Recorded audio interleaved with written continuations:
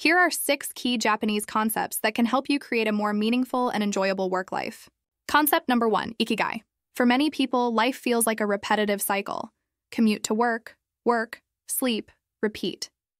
Even if your life seems stable and comfortable, you might still feel like something is missing at work, like it doesn't really give you purpose or meaning.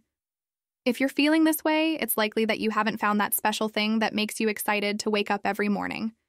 It's time to think about it and find your Ikigai. But what is Ikigai exactly? Ikigai in Japanese means a reason for being or purpose in life. Simply put, it's why you wake up every morning.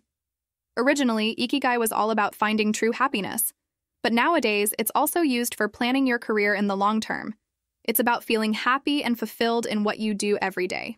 To find your Ikigai, think about what you love doing, what you're good at, what you can get paid for, and what the world needs. When these things overlap, that's your Ikigai. For example, Steve Jobs found his Ikigai at Apple. His passion for design and technology combined with the world's need for user-friendly products led to his success. Finding your Ikigai is a lifelong journey. It can change over time as you grow older. For example, your Ikigai might be working at a tech company at one stage of life and being a freelancer working from home at another stage.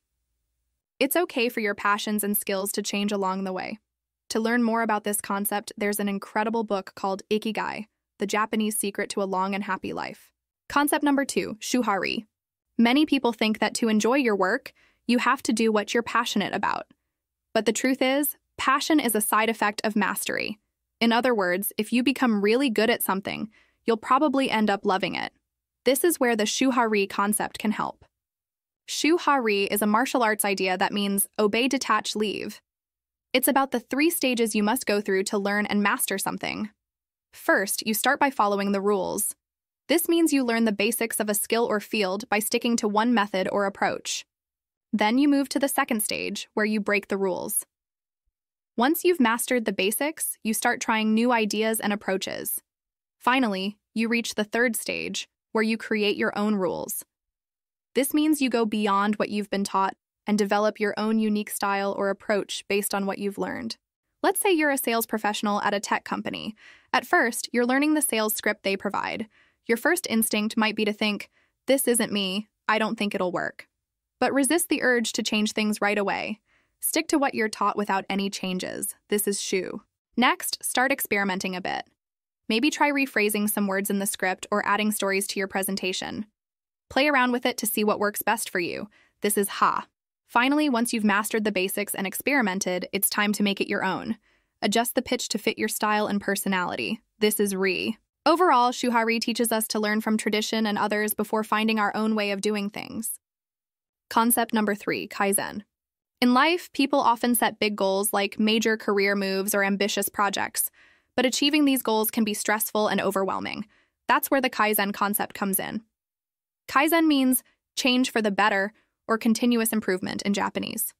Instead of focusing on big goals all at once, it's better to break them down into small, manageable steps.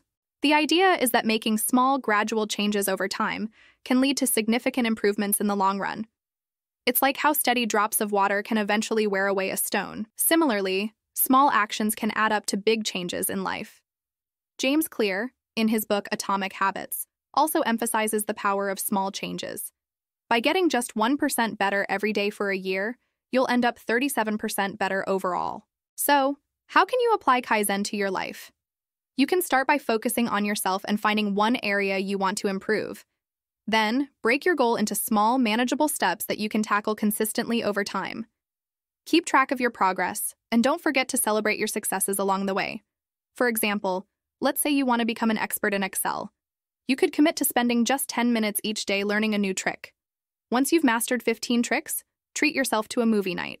By applying Kaizen to your own work, you can enhance your performance, meet or even surpass your goals, and earn recognition and rewards for your efforts. Concept number 4, shikata ga nai. When people face tough situations like losing a job or missing out on a promotion, they often dwell on what they could have done differently to change things. This tendency to control everything often leads to stress and burnout. That's where shikata ga nai comes in. It means it can't be helped or there's nothing we can do about it. It's about accepting what we can't change and putting our energy into what we can control. This skill is crucial in today's fast-paced work world and can help you focus on what truly matters. Basically, it's about focusing on how you respond to challenges instead of just the challenges themselves. It's about finding solutions and being creative about moving forward. So, how do you apply Shikata Ganai? Start by identifying a situation you can't control, such as having a manager with poor leadership skills. Instead of dwelling on it, accept the situation and focus on solutions. For example, you could communicate more via email or consider changing departments. Treat yourself with the same kindness you would offer a friend in a similar situation. Concept number 5, wabi-sabi. In today's work culture, many believe that perfection leads to success. This myth can lead to an obsession with perfectionism, which can harm our mental well-being. Wabi-sabi offers a different perspective. It means finding beauty in imperfection. Imagine a bowl breaks into pieces when it falls. What do you usually do? You might throw away the broken pieces. But in the Japanese idea of kintsugi, inspired by wabi-sabi, broken pottery is fixed with liquid gold. This makes the bowl whole again, but with golden lines showing where it was broken.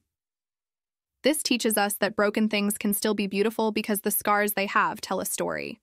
In the context of work, it teaches us to enjoy the process. Instead of viewing challenges and setbacks as failures, we see them as normal and essential parts of our professional journey. Implementing wabi-sabi into our lives begins with small steps. It could be as simple as being okay with a report that's not perfect, or accepting that some days we are less productive than others. A good way to learn about accepting failures is through the Fuck Up Nights movement. It's a series of events worldwide where people share their business failure stories. At each event, 3 or 4 people talk about their own mistakes in front of a room full of strangers. Going to one of these events can really change how you see failure, turning it into something to be proud of. Check out the link in the description below to find a nearby event. Concept number 6, ubaitori. In today's world, it's easy to compare ourselves to others, get caught up in the rat race, and try to meet society's standards of success. Theodore Roosevelt once said, "Comparison is the thief of joy." And it's so true. Comparing ourselves to others can lead to self-doubt and frustration. To overcome this habit of comparison, there is a simple Japanese concept known as ubaitori, which is inspired by flowers. Every flower blooms at its own time, and no flower is behind or ahead, better or worse than the others. Each one blossoms and adds beauty to the world in its unique way, without needing to compete with each other. In our work life, a big part of applying ubaitori is realizing that everyone's journey is different. We all have our own strengths, weaknesses, and experiences. That means each person grows and blossoms at their own pace. The key is to focus on our own path and celebrate our uniqueness. Accepting our own journey means setting our own standards of success, rather than following society's standards. People often say success is about job titles, money, and possessions. But real success is personal. For one person, it might mean helping others, and for another, it might mean achieving work-life balance. For example, a musician might find as much fulfillment in a song as a businessman does in a $1 million deal. When we decide what success means to us, we can make career choices that align with what we really care about. This helps us create a more meaningful and enjoyable work life.